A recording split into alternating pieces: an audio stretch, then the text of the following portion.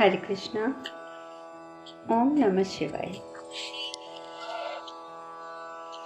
कल हमने कथा में विश्राम लिया था कि नारद मुनि भगवान शिव से कहते हैं कि प्रभु, आपके हृदय ने स्वीकार कर लिया है कि माता सती ने माता पार्वती के रूप में संसार में केवल और केवल आपके लिए जन्म लिया है। और यही नहीं, आपके हृदय ने ये भी स्वीकार कर लिया है कि अब आप उनसे दूर नहीं रह सकते। तो फिर आप हृदय की पुकार को अनसुना क्यों कर रहे हैं? आप क्यों स्वीकार नहीं कर लेते? क्या विडंबना है? भगवान शिव सब सुनते हैं।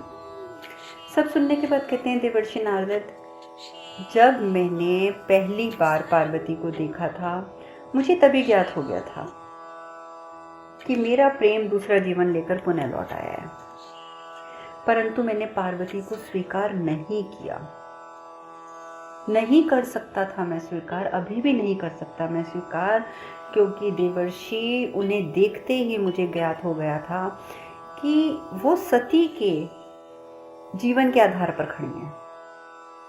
पार्वती भी सती के जीवन आधार पर खड़ी हैं, किंतु फर्क सिर्फ इतना है कि उसने इन सब विकारों को स्वीकार कर लिया है, जिसके कारण सती का प्रेम अधूरा रह गया था। परंतु पार्वती ने अपने विकारों को स्वीकारा है, सती ने स्वीकारा नहीं था। इसलिए पार्वती को सर्वप्रथम उन विकारों को मन से मिटाना होगा, क्योंकि देवर्षि महादेव के पुत्र को जन्म देने के लिए पार्वती को शारीरिक, मानसिक और आंतरिक रूप से इन शक्तियों को अपने अंदर ग्रहण करने की क्षमता होनी अति आवश्यक है, अन्यथा वो नहीं कर पाएगी। पार्वती को इन सब शक्तियों को ग्रहण करने के लिए इनके पालन पोषण हेतु पूरी तरीके से तैयार होना होगा, क्योंकि महान माता पिता ही महान संतान को जन्म दे सकते हैं। आप जानते हैं हम क्यों कहते हैं कि इसका पुत्र तो बिल्कुल इसके जैसा है? क्योंकि जिन कमियों के साथ, जिन विकारों के साथ हम अपना जीवन व्यतीत करते हैं और अपने बच्चों को जन्म देते हैं, वही विकार, वही कमियां हमारे बच्चों में आती हैं। और हम कई बार बच्चों को दोष तो दे देते हैं कि हमारा बच्चा ऐसा, हमारा बच्चा वैसा। नहीं, अगर हमारे बच्चे में कुछ कमियां हैं तो उसके सिर्फ और सिर्फ दो कारण हैं। पहला कारण है हमारे पूर्व कर्म, हमारे पूर्व जन्म के कर्म, और दूसरा कारण जो बनता है वो बनता है कि हमारे खुद के दिए हुए संस्कार। क्योंकि बच्चा जो कुछ अपने माता पिता से जीन्स के द्वारा लेकर पैदा होता है और जिस वातावरण में वो पलता है, वो सारे वातावरण का असर उस बच्चे पर जाता है और धीरे धीरे वो उस वातावरण को इतने अच्छे तरीके से एडॉप्ट कर लेता है कि आप बता नहीं सकते कि इस माता पिता में और इस बच्चे में क्या फ़र्क है। मैंने आपको पहले भी 6 संस्कारों की बात बताई थी कि हमारे पास 6 प्रकार के संस्कार आते हैं हमारी पूरे जीवन के सर्कल में, पूरे लाइफ सर्कल में। आखिरी जो संस्कार होता है, जो हमारे आत्मा का संस्कार होता है, सिर्फ एक वही संस्कार होता है जिसे हम भूले बैठे रहते हैं, जो हमारे लिए जानना अति आवश्यक होता है। पर इस समय हम ये चर्चा नहीं करेंगे, हम अपनी कथा पे वापस आते हैं कि शिव कहते हैं कि नारद मुनि, हे देवर्षि, पार्वती को पूरी तरीके से तैयार होना होगा, क्योंकि महान माता पिता ही महान संतान को जन्म दे सकते हैं। और इसीलिए मैं अंतिम चरण तक पार्वती की परीक्षा लेता रहूंगा, क्योंकि मैं उसे पूर्ण रूपेण तैयार करना चाहता हूं, ताकि वो एक अच्छे संतान को जन्म दे सके। नारद मुनि कहते हैं, प्रभु, उनका अनंत ज्ञान और आपका अनंत ज्ञान हमारी समझ के परे है। परंतु प्रभु, इस संसार में 2 प्रकार की परीक्षाएं होती हैं, इतना मैं समझता हूँ। एक परीक्षा वो होती है जो एक न्यायाधीश लेता है, और दूसरी परीक्षा वो होती है जो एक गुरु लेता है। न्यायाधीश जो परीक्षा लेता है, दोनों परीक्षाओं में देखिए प्रभु, जमीन आसमान का फर्क होता है। जो परीक्षा न्यायाधीश लेता है उसका उद्देश्य सिर्फ एक होता है कि जिसकी वो परीक्षा ले रहा है वो उस परीक्षा में असफल हो जाए, और वो उसकी असफलता की प्रतीक्षा करता है ताकि वो न्याय रूपी अपने हथियार से उसको सज़ा दे सके। लेकिन दूसरी परीक्षा जो लेता है वो एक गुरु लेता है, और गुरु जब परीक्षा लेता है तो वो सिर्फ और सिर्फ अपनी परीक्षार्थी के उत्तीर्ण होने की प्रार्थना करता है। क्यों? क्योंकि गुरु ने अपने शिष्य को खुद तैयार किया है, और जब एक गुरु ने अपने शिष्य को स्वयं तैयार किया है तो वो उसकी उत्तीर्णता के लिए प्रार्थना करता है। तो प्रभु, मेरी आपसे सिर्फ एक प्रार्थना है कि आप माता पार्वती के गुरु बन जाइए। आप गुरु बन जाइए, आप गुरु बनकर उनकी प्रत्येक परीक्षा लीजिए, और प्रत्येक परीक्षा में सफलता के लिए प्रार्थना, उनको आप आशीर्वाद भी दीजिए गुरु बनकर। मैं प्रभु सिर्फ इतना जानता हूँ। शिव कुछ नहीं कहते, शिव निरुत्तर खड़े होकर नारद मुनि की हर बात सुनते रहते हैं। उधर दूसरी ओर पार्वती मानसरोवर पर जब जल लेने गई, वहाँ बैठी, उन्हें सब याद आ जाता है वहाँ खड़े खड़े कि किस प्रकार वो पहली बार महादेव के साथ मानसरोवर आई थी। वो दिव्य रूप, उनके साथ बिताए हुए प्रेम अनुभूति के क्षण, वो दिन, वो सब पार्वती कहती है कि हमारी आंखों में आज भी बसे हैं कि किस प्रकार महादेव के साथ हम पहली बार यहाँ आए थे और हमने यहाँ स्नान किया था। उन्हें आज भी याद है वो सीन कि जब महादेव ने अपने हाथों से उन्हें नए वस्त्र दिए थे, जब उन्होंने कहा था कि महादेव हम स्नान तो कर लेंगे यहाँ, पर हमारे पास पहनने को वस्त्र नहीं है। एक एक घटना पार्वती की नज़र में घूमने लग जाती है कि सती के रूप में क्या क्या हुआ, कैसे कैसे हुआ। पार्वती माता कहती हैं, हे कैलाश, जब हमने आपको छोड़ा था तब हमने कभी नहीं सोचा था कि हमें यहाँ वापस पहुँचने के लिए पूरे एक जन्म की प्रतीक्षा करनी होगी। हम तो अपने पिता से मिलने गए थे, हम तो अपने पिता के यज्ञ में गए थे। कभी नहीं सोचा था हमने कि हमें पूरा एक जन्म बिताना पड़ जाएगा दोबारा कैलाश की धरती पर इस कदम को रखने के लिए, यहाँ पर लौटने के लिए। और हम तो ये भी नहीं जानते कि अब हम कभी लौटेंगे भी या नहीं, और लौटेंगे तो कब लौटेंगे।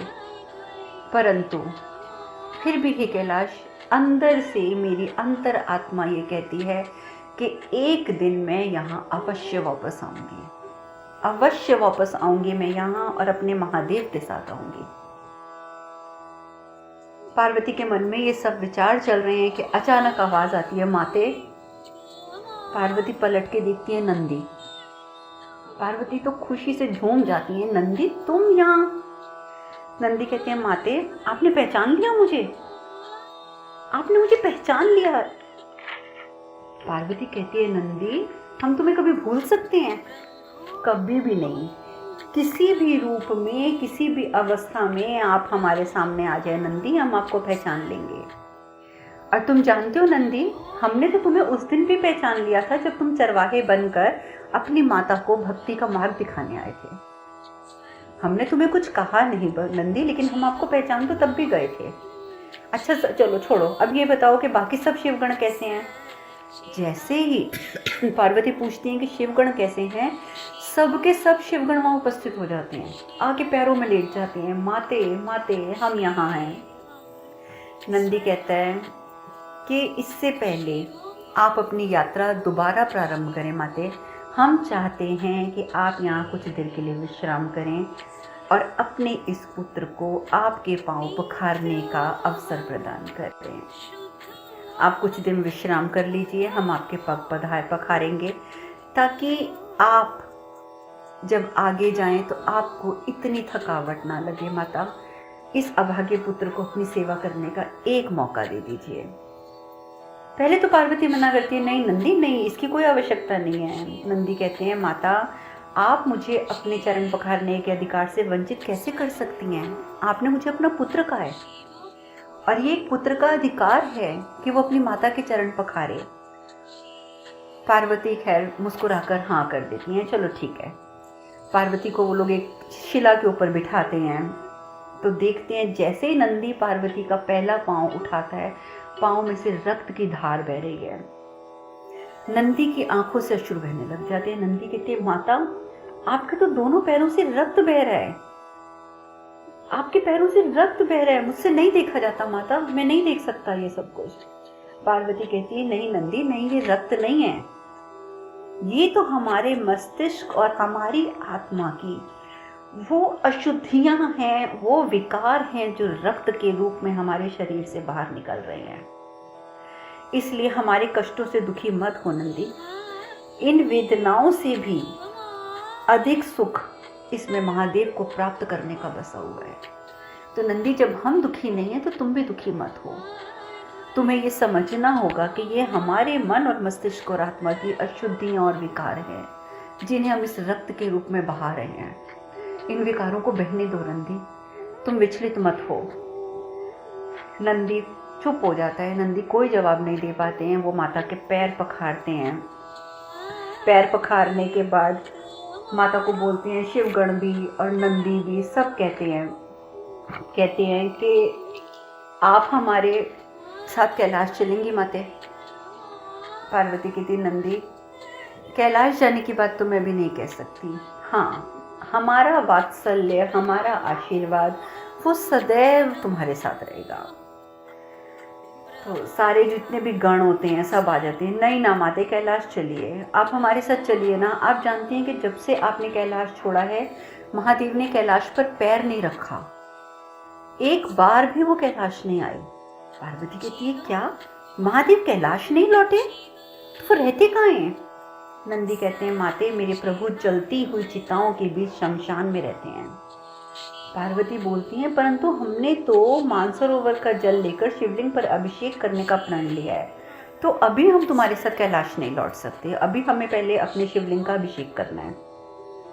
नंदी कहते हैं, माते जब साक्षात महादेव शमशान में बैठे हैं तो फिर आप शिवलिंग का अभिषेक करने क्यों जा रहे हैं? आप हमारे साथ चलिए ना माते, हम आपको महादेव के पास लेकर जाएंगे, फिर आप स्वयं महादेव के चरणों में ये जल अर्पित कर दीजिएगा। उनके, हमारे और आपके, हम सभी के दुखों का निवारण हो जाएगा माते। आप हमारे साथ चलिए और साक्षात महादेव के चरणों में आप जल चढ़ाइए। माता पार्वती सोच में पड़ जाती हैं। गण कहती हैं, सोचिए मत माते, जल लेकर प्रस्थान करिए। पार्वती कहती हैं, अच्छा चलो ठीक है, हम जल लेकर तुम्हारे साथ चलेंगे, चलो अब हम जल भर लेते हैं। और उधर शमशान में बैठे महादेव सब देख रहे हैं, सब सुन रहे हैं। अब जब महादेव सब कुछ सुन रहे हैं तो ये कैसे हो सकता है कि पार्वती जल भर पाएं? पार्वती बार बार अपनी गागर सर जल में डालती हैं, भर के बाहर निकालती हैं, जैसे ही बाहर निकालती हैं गागर खाली हो जाती है। बड़ी हैरान होती है, क्या हो रहा है, मेरी गागर का पानी कहाँ जा रहा है? नंदी कहती है, कोई बात नहीं माते, कोई बात नहीं, आप फिर से प्रयत्न कीजिए। पार्वती एक बार, दो बार, तीन बार, कितनी बार प्रयत्न करती हैं, बार बार गागर जल में डालती हैं, मानसरोवर में डालती हैं, गागर भरती है, पर जैसे वो बाहर निकालती हैं, ऊपर उठाती हैं तो गागर खाली हो जाती है। सारा पानी वहाँ बैठे भगवान शिव पी रहे हैं उनकी गागर का। पार्वती कहती है कि हर बार हमारी कलश से जल गायब हो जाता है, कहीं हमारी श्रद्धा और विश्वास में कोई कमी तो नहीं है? नंदी कहते हैं, नहीं माते नहीं, आप में कोई कमी नहीं है, जल अवश्य भरेगा, आप एक बार और प्रयत्न कीजिए। पार्वती फिर प्रयत्न करती हैं, उधर शिव जो है वो जल पीते जाते हैं। माता लक्ष्मी भी ये सब देख रही हैं। माता लक्ष्मी कहती हैं, स्वामी महादेव देवी पार्वती की ऐसी परीक्षा क्यों ले रहे हैं? क्यों बार बार वो देवी पार्वती के धैर्य और संकल्प को चुनौती देते हैं? विष्णु भगवान कहते हैं कि मैं तो स्वयं वचन में बंधा हुआ हूँ देवी, मैं तो उनकी सहायता करने के लिए तत्पर था, उनका भाई बनके मैं इसीलिए गया था कि मैं पार्वती की सहायता कर सकूं, लेकिन देवी पार्वती ने मुझे वचन में बांध दिया। मैं तो अब उनकी कोई सहायता नहीं कर सकता। अब तो महादेव की हर परीक्षा का, हर प्रश्न का उत्तर देवी पार्वती को स्वयं हल करना होगा। अब मैं कुछ नहीं कर सकता। उधर पार्वती 2 मिनट सोचती रहती है कि आखिर मेरी गागर में जल क्यों नहीं भरा जा रहा। फिर खुद कहती हैं, अरे हम कितने अज्ञानी हैं, इतनी बड़ी भूल को अपने मन में लेकर हम कलश भरने चले थे और हमारी भूल के कारण इस कलश में जल नहीं भरा जा रहा था। अब हमें इस भूल का पता चल गया है कि हमारी भूल क्या थी। अब हम भूल का त्याग कर देंगे तो देखना अब कलश भरा जाएगा। ओम नमः शिवाय, ओम नमः शिवाय। उसके बाद देवी पार्वती जैसे ही कलश में जल भरती हैं, कलश में पानी भर जाता है। जल भर के वो कलश जो है वो बाहर आ जाता है। तो नंदी कहती है, देखा देखा माते, देखा, जैसे ही आपने महादेव का स्मरण किया कलश भर गया। पार्वती कहती है, नहीं नंदी नहीं, ये कलश महादेव के सिर्फ नाम लेने भर से नहीं भरा, हमारी अपनी भूल को सुधारने की वजह से भरा है। हम इतनी बड़ी भूल करने जा रहे थे, जैसे ही हमने भूल का त्याग किया कलश भर गया।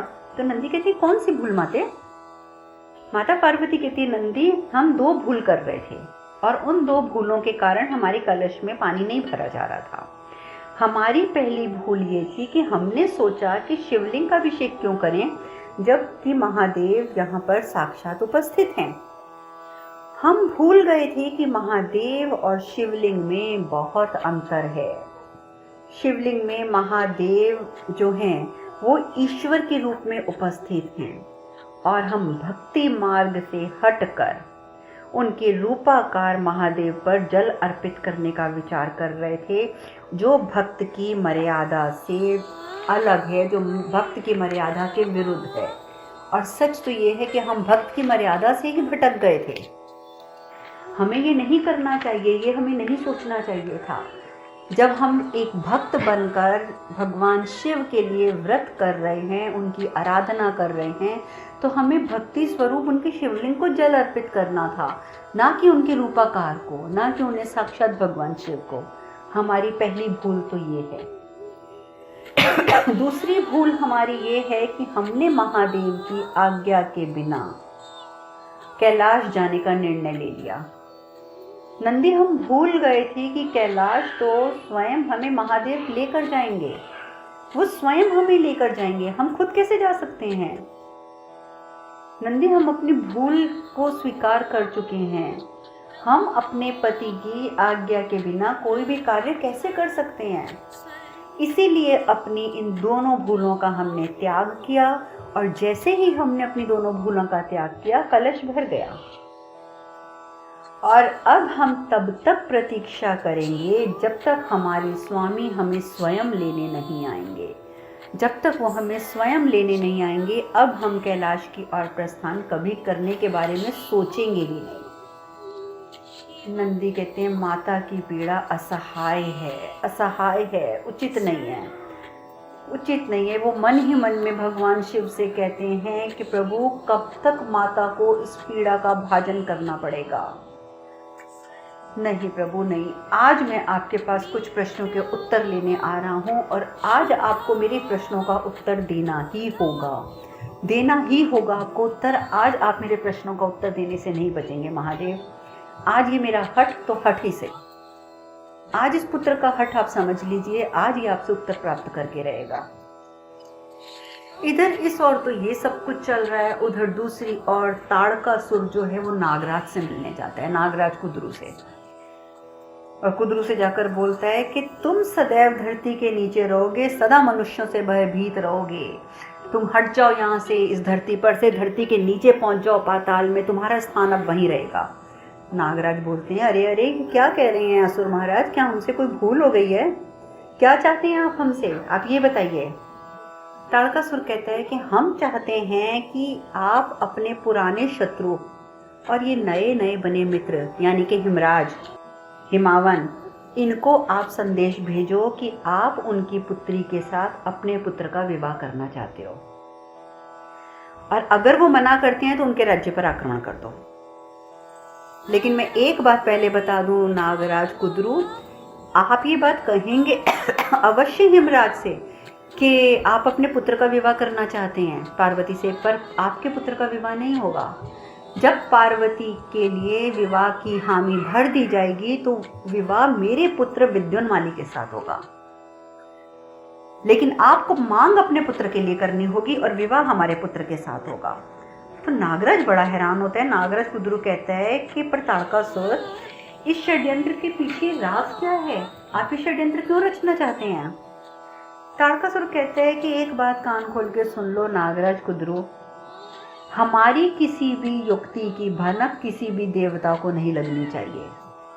मैं सिर्फ इतना चाहता हूं कि तुम अपना संदेश भेजो या तुम स्वयं जाओ ये संदेश लेकर कि तुम अपने पुत्र का विवाह पार्वती से करना चाहते हो, और अगर हिमनरेश ना माने तो उसको आक्रमण कर दो और हमारे सारे योद्धा, जितने भी हमारे महान योद्धा हैं, वो सब के सब नागों के रूप में आएंगे और हिमावन के राज्य पर आक्रमण करने में तुम्हारी सहायता करेंगे।